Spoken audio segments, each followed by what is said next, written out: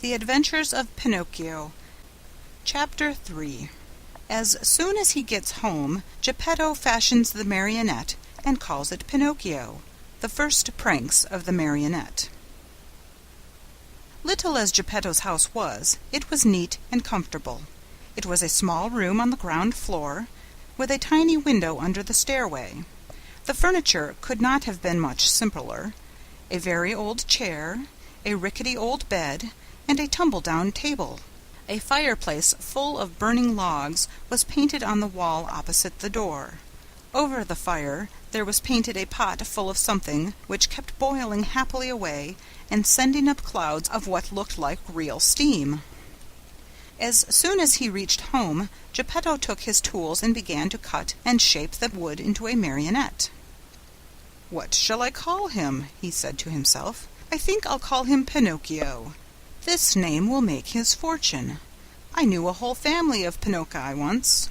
Pinocchio the father, Pinocchia the mother, and Pinocchi the children. And they were all lucky. The richest of them begged for his living." After choosing the name for his marionette, Geppetto set seriously to work to make the hair, the forehead, the eyes. Fancy his surprise when he noticed that these eyes moved and then stared fixedly at him.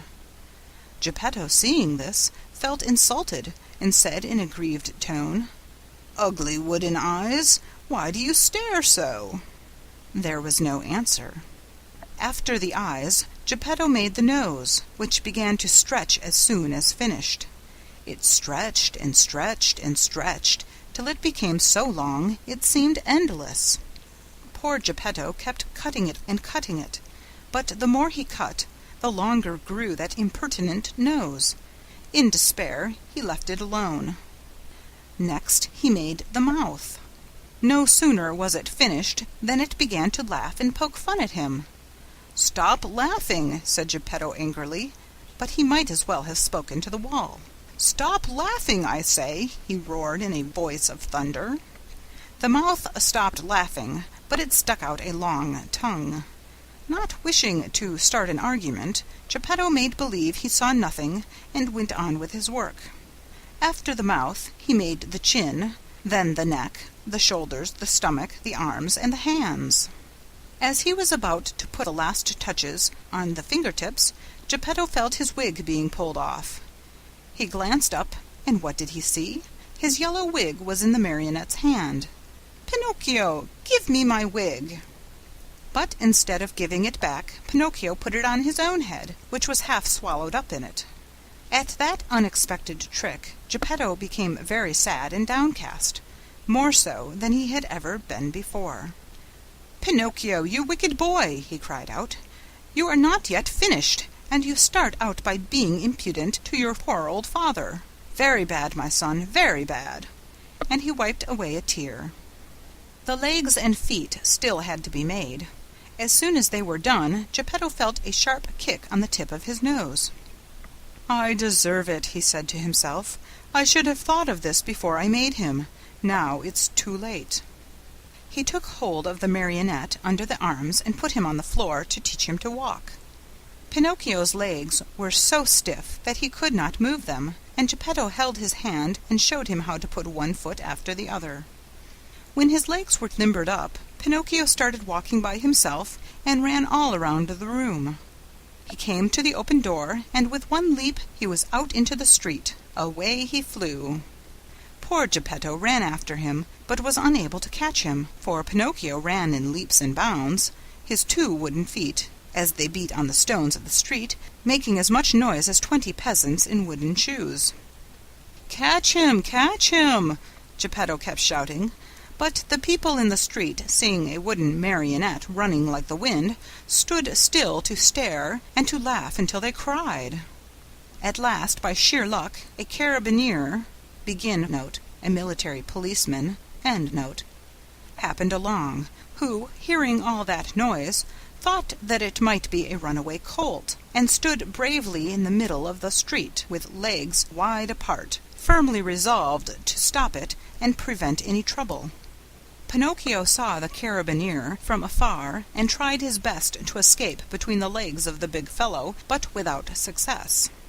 The carabineer grabbed him by the nose, it was an extremely long one, and seemed made on purpose for that very thing, and returned him to Maestro Geppetto. The little old man wanted to pull Pinocchio's ears. Think how he felt when, upon searching for them, he discovered that he had forgotten to make them. All he could do was to seize Pinocchio by the back of the neck and take him home. As he was doing so, he shook him 2 or 3 times and said to him angrily, "We're going home now. When we get home, then we'll settle this matter." Pinocchio, on hearing this, threw himself on the ground and refused to take another step. One person after another gathered around the two. Some said one thing, some another. "Poor Marionette," called out a man. "I am not surprised he doesn't want to go home. Geppetto, no doubt, will beat him unmercifully. He is so mean and cruel." "Geppetto looks like a good man," added another, "but with boys he's a real tyrant. If we leave that poor Marionette in his hands, he may tear him to pieces." They said so much that finally the carabineer ended matters by setting Pinocchio at liberty and dragging Geppetto to prison.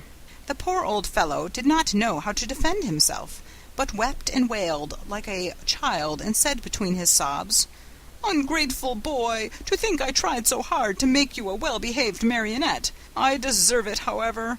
I should have given the matter more thought."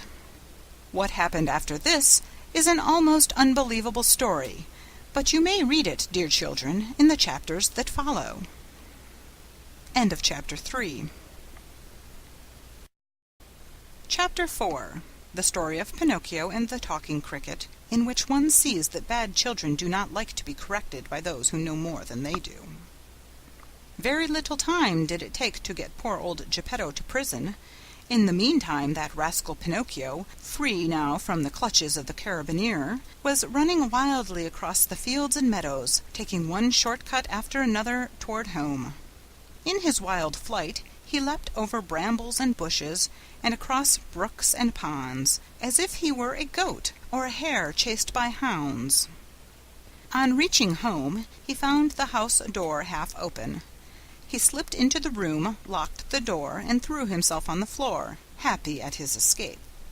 But his happiness lasted only a short time, for just then he heard someone saying, "Crie, crie, crie." "Who is calling me?" asked Pinocchio, greatly frightened. "I am." Pinocchio turned and saw a large cricket crawling slowly up the wall. "Tell me, Cricket, who are you?" "I am the Talking Cricket, and I have been living in this room for more than 100 years." "Today, however, this room is mine," said the Marionette, "and if you wish to do me a favor, get out now and don't turn around even once." "I refuse to leave this spot," answered the Cricket, "until I have told you a great truth." "Tell it then, and hurry."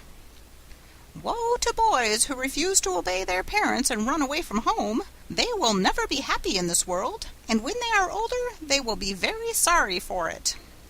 "Sing on, Cricket mine, as you please. What I know is that tomorrow at dawn I leave this place forever. If I stay here, the same thing will happen to me which happens to all other boys and girls. They are sent to school, and whether they want to or not, they must study.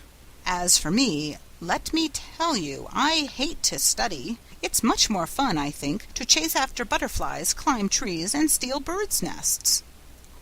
"Poor little silly! Don't you know that if you go on like that, you will grow into a perfect donkey, and that you will be the laughing-stock of everyone?"